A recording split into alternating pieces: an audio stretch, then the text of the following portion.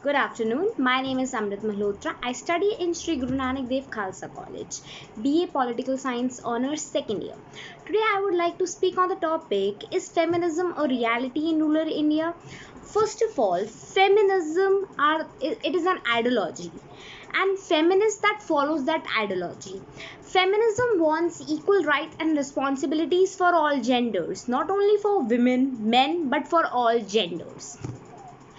In rural India, feminism is very few.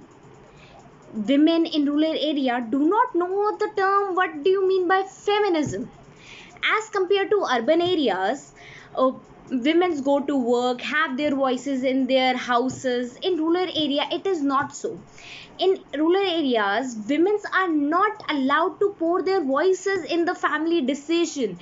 They are treated as a robot to take care of the children, do the household work, take care of the family. They are not allowed to give a point in the family. Moreover, if they give a point in their family, then the male members in the house suppress that voice. And if a woman speak outside the home, the male members said that uh, suppress that voices in the name of the family reputation, because in rural areas, village, uh, it is not considered good that women speak, because if women speaks, they consider that women is crossing the boundary and destroying the family's reputation, because men are considered to raise their voices, cast their votes, everything. Women are also allowed to cast their votes, but their votes are always influenced by their male members. If we talks about politics, government have given them right, reserve their seats so that they can be elected, stand a position in elections. In panchayats, one-third seats are reserved for women, but if women stand in that election, there is always a there is always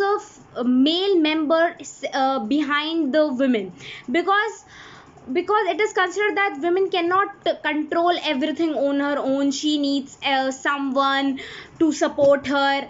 It is not like that. If women want to pour their voices, they do not need the male members. They are strong enough to put their viewpoints. But because in rural areas, it from childhood only, they are educated that men are superior than women. You are allowed to do your household work. You have to take care of the children. You do not have to go out of the house and much.